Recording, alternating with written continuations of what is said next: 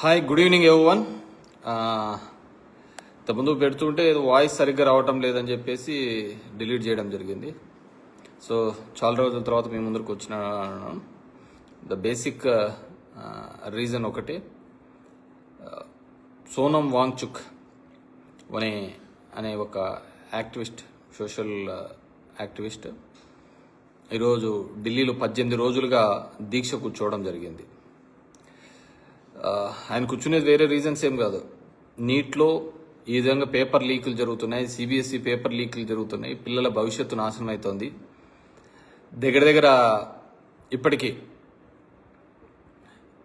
22 లక్షల మంది పిల్లలు దీని ద్వారా ఇబ్బంది పడినారు. సిబిఎస్ఈ ద్వారా చాలా ఇబ్బంది, ఆ పేపర్ స్కాన్ చేసి పెట్టడం వల్ల చాలా జీవితాలు నాశనం అవుతున్నాయి పిల్లల భవిష్యత్తుకు సంబంధించిన అంశం మీద అని చెప్పేసి ఆయన 18 రోజులుగా దీక్షలో కూర్చోవడం జరిగింది. అయినప్పటికీ కూడా ప్రభుత్వం నుంచి ఎటువంటి స్పందన లేకపోవడం నిజంగా బాధాకరమైన విషయం. ఎందుకంటే హీజ్ చాలా ఇన్స్పిరేషనల్గా 3 Idiots మూవీ చూసింటే ఆయన బేస్డ్గానే ఇన్స్పిరేషనల్గానే ఆ మూవీ కూడా అప్పట్లో రావడం జరిగిందనమాట. ఎవరన్నా కావాలంటే ఇక చూడలేకుంటే చూడండి. హౌ ఎడ్యుకేషన్ సిస్టమ్ ఉండాలి, ఎడ్యుకేషన్లో ఏ విధంగా ఉండాలి ఆలోచన విధానం అని చాలా బ్యూటిఫుల్గా చూపించాడు. ప్రెజర్స్ ఏ విధంగా పెడుతున్నారు పిల్లల మీద అని చెప్పేసి చెప్తున్నారు. నేను ఎన్నో సార్లు కూడా చెప్పినాను, దేశంలో ఎక్కడ, ప్రపంచంలో ఎక్కడా ఉండదు మార్కులు తక్కువ వచ్చినాయని ఆత్మహత్యలు చేసుకునే దరిద్రమైన అలవాటు, ప్రెజరు మన దేశంలోనే ఉంటుంది. మన పేరెంట్స్ ఆ విధంగా పెంచుతున్నారు, మార్కుల చుట్టూ పెంచడం వల్ల ఆ విధంగా జరుగుతుందని చాలా వీడియోస్లో కూడా నేను చెప్పడం జరిగింది. సరే, వాట్ ఎవర్ మేబీ, ఈరోజు ఆయన దీక్ష చేస్తున్నారు. డెఫినెట్గా దీని మీద ప్రభుత్వాలు కూడా స్పందించి ఖచ్చితంగా యాక్షన్ తీసుకోవాలి.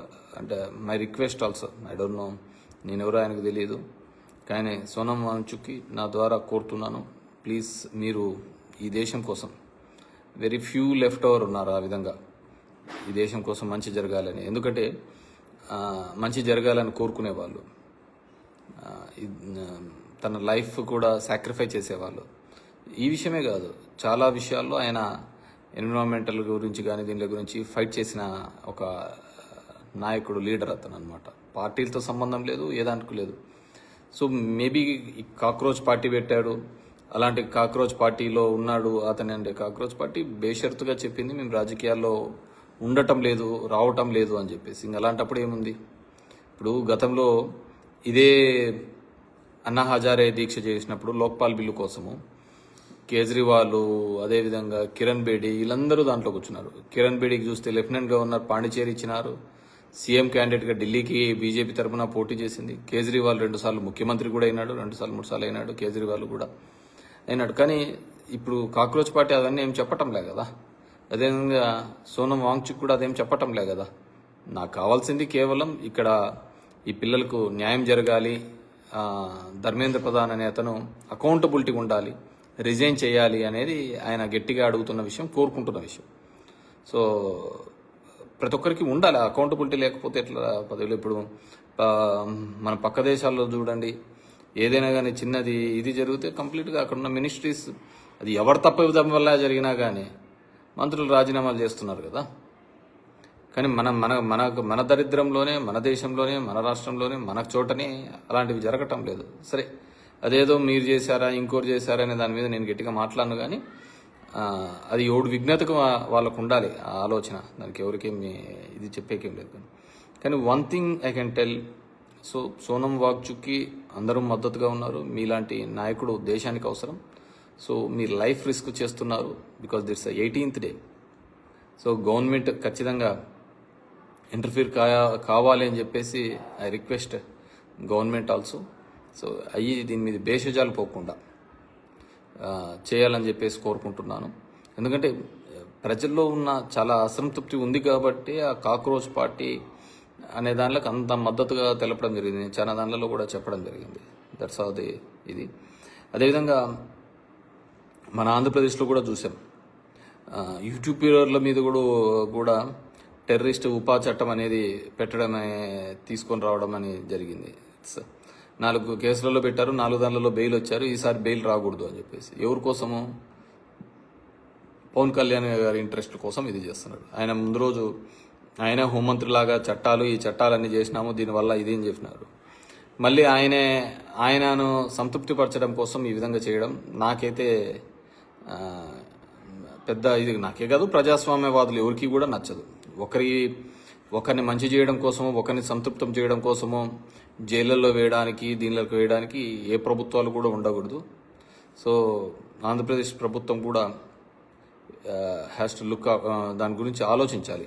ఎందుకంటే ఇలా యూట్యూబర్ల మీద తీవ్రవాద చాకులకు పెట్టే చట్టాలు పెట్టడం, దట్టు ఫస్ట్ ఆఫ్ ఈ విధంగా పెట్టడం ఆంధ్రప్రదేశ్లో ఇలాంటిది ఏదో హిడ్మాని ఆయన పొగిడినాడని చెప్పేసి. హిడ్మా పొగడం ఏముంటుంది? హిడ్మా గురించి చాలామంది పాటలే పన్నారు. ఇంకా మీరు చెప్పిన దాని ప్రకారం చూస్తే ఈరోజున్న అప్పట్లో ఈ చట్టం ఉందో లేదు కానీ, లేకుంటే ఈరోజు విజయశాంతిని, దాసనారాయణని, లేకుంటే వందేమాతరం శ్రీనివాసుని వీళ్ళందరినీ లోపల వేయాల్సి వస్తూ ఉంటుంది. మీరు చెప్పిన దాని ప్రకారము ఈ విధంగానే నక్సలైట్లే వద్దని చెప్పేసి లొంగిపోయినారు, వాళ్ళకి ఏదో ఉపాధి కల్పించే పరిస్థితి ఉన్నారు. సో మనం చూస్తే ఆ పాట పెట్టినారని ఇంకో దానిని ఏదో విధంగా ఇబ్బంది పెట్టాలనే ఒక ఆలోచన చేస్తున్నారు. So which is wrong. And ఈరోజు చూస్తున్నాం ఆంధ్రప్రదేశ్ రాష్ట్రంలో బయట మర్డర్లు ఎలా జరుగుతున్నాయో ఏమో తెలియదు కానీ పోలీస్ స్టేషన్లలో ఎక్కువ జరిగిపోతున్నాయి. మళ్ళీ అందరి మీద కేసులు, అక్రమ కేసులు, ఏ విధంగా ఇబ్బంది పెట్టాలని ఇవన్నీ మరి ఎందుకో అర్థం కావటం లేదు. పోస్టింగ్ల కోసమో లేకుంటే ఎవరిని ఇంప్రెస్ చేయడానికి జరుగుతున్నాయో ఒక బ్యాడ్ కల్చర్ని అయితే ఆంధ్రప్రదేశ్ రాష్ట్రంలో తీసుకొని వచ్చినారు. అది ఎంత దూరం పోతుందో, ఎవరికి ఇబ్బంది జరుగుతుందో, ఎవరిని ఎత్తుకు చుట్టుకుంటాయో ఆలోచించుకోవాల్సిన అవసరం ఉద్యోగస్తులకు అందరికీ ఉంది. కాబట్టి ఐ రిక్వెస్ట్, ఈరోజు నేను చేసిన వీడియోలు చాలా మల్టిపుల్ ఇష్యూస్ మీద ఉంది కానీ జరిగిన వాటిలో, కానీ నేను మాత్రం ఈ సోనం వాంగ్చుక్ మాత్రమే కన్ఫైన్ అవుదామనుకుంటున్నాను. సరే, దేశం ఏ విధంగా అయిపోతుంది, ఏ విధంగా వెనకబడిపోతుంది అనేది ఇంక మనం మాట్లాడుకోవాల్సిన అంటే చాలా ఉంటుంది. ఎందుకంటే 2021లో అనుకుంటా కోవిడ్ అయిపోయిన తర్వాత శ్రీలంక లాంటి దేశము ఎత్తిపోయిందని చెప్పేసి, ఆర్థిక వ్యవస్థ కుప్పకూలిపోయింది అని చెప్పేసి మన దేశంలో జగన్మోహన్ రెడ్డి గారు పథకాలు ఇస్తూ ఉంటే ఏది శ్రీలంక చేస్తున్నారు అని మాట్లాడిన మేధావులు ఈరోజు శ్రీలంక భారతదేశానికి మించిపోయింది ఆర్థికంగా. మధ్యతరగతి కుటుంబం జీవన శైలిలో పెంచే దాంట్లో అది కూడా మిగిలిపోయింది. డాలర్ వాల్యూ ఆఫ్ఘనిస్తాన్ కంటే చాలా దరిద్రమైన పరిస్థితిలో ఉండడం చూసాం. సో ప్రపంచం ఎలా పోతోంది, మనంగా విశ్వగురువులు అనుకొని మనగా దేవుడు అనుకుంటే సరిపోదు. మన దేశము ఏ విధంగా ముందుకు పోతుందనే దాని మీద ఆలోచించలేకపోతే ఇలాగే ఉంటుంది. ఇంకా మన రాష్ట్రం చూసినామా, రోజు నిన్న ఎక్కడో చూసినా లోకేష్ కూడా మాట్లాడతా వాళ్ళ బాబాయ్ అని చెప్పిన జగన్మోహన్ రెడ్డి అని చెప్పి మాట్లాడినాడు. ఎన్నాలని హైకోర్టు, సుప్రీంకోర్టు, ఈ ఎన్ని కోట్లలోనూ చెప్పినా ఇంకా అదే చెత్త మాట్లాడుతుంది. మీకు అసలు ఇచ్చినది ఎందుకు? పవర్ ఇచ్చినది ఎందుకు? అధికారం ఇచ్చినది ఎందుకు? చెప్పినది చేయండి, ఎంప్లాయ్మెంట్స్ జనరేట్ చేయండి, లేకుంటే ఇది వదిలిపెట్టేసి బాబాయ్ చంపింటి లోపలేండి, నేను జైల్లో వేయండి జగన్ రెడ్డిని. చేత కాదా? జగన్ రెడ్డితో రాజీ అయినారా? ఊరికి పైపైన మాట్లాడతామంటున్నారా? కాదు కదా.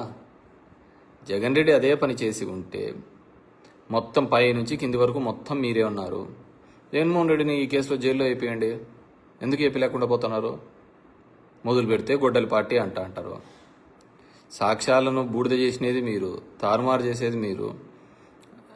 మీ మీద ఉన్న కేసులలో ఏసీబీ కోర్టులలో clearance, mistake of the facts కిందకి వేసుకునేది నేను. సో జనము, ప్రజానికం, మనమందరము, మీరందరూ కూడా ఆలోచించుకోవాల్సిన అవసరం ఉంటుంది. బికాజ్ ఏ విధంగా ఈ రాష్ట్రాన్ని అధోగతి పాలు చేస్తున్నారు, ఏ విధంగా ఈ రాష్ట్రాన్ని అభివృద్ధి అనే పేరు మీద చెప్పి, నీ అనుభవం అనే పేరు మీద చెప్పి అప్పులు ఏ విధంగా తీసుకొని వస్తున్నారు, ఏ విధంగా ఇబ్బంది పెడుతున్నారు అనేది ప్రతి ఒక్కరూ ఆంధ్రప్రదేశ్ ప్రజలు ఆలోచించుకోవాల్సిన అవసరము, ఆవశ్యకత ఉంది. సో హెల్త్ అండ్ ఎడ్యుకేషన్ మొత్తం కొలాప్స్ కావడం జరిగింది.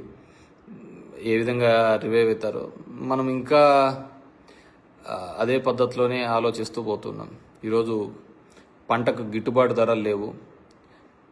ఎరువులు ఏ విధంగా ఒకటే వారంలో 500 రూపాయలు పెరిగినాయి. 500 రూపాయలు పెరిగినాయి. ఎవడు మాట్లాడిచ్చేవారు లేరు. వ్యవసాయ శాఖ మంత్రి రివ్యూ చేయడానికి లేవు. జగన్మోహన్ రెడ్డి మీద అయితే ఒంటికాల మీద వస్తాన్నాడు, కానీ అచ్చెన్నాయుడు గారు అసలు ఏం జరుగుతుంది, ఎరువులు పెరిగినాయి, దానికి సంబంధించి ఏ విధంగా పంటకు గిట్టుబాటు లేదు, దళారులు వస్తున్నారు, వీటి మీద ఏ విధంగా చెయ్యాలి అనే దాని మీద ఇంతవరకు గవర్నమెంట్కి ఒక ఆలోచన చేయలేకపోతుంది. రివ్యూ మీటింగ్ పెట్టుకుంది. వన్ థింగ్ ఒకటి మాత్రం క్లియర్గా ఉంది, అమరావతిలో మాత్రం ఎకరాల కోట్లలో పోతా ఉంటుంది. ఇంకా ఆంధ్రప్రదేశ్లో ఎక్కడైనా పోయినా దాన్ని రూపాయికి 99 పైసలకే ఇస్తున్నారు. అంతకుమించి వేరేది ఏదే కానీ జరగటం లేదు.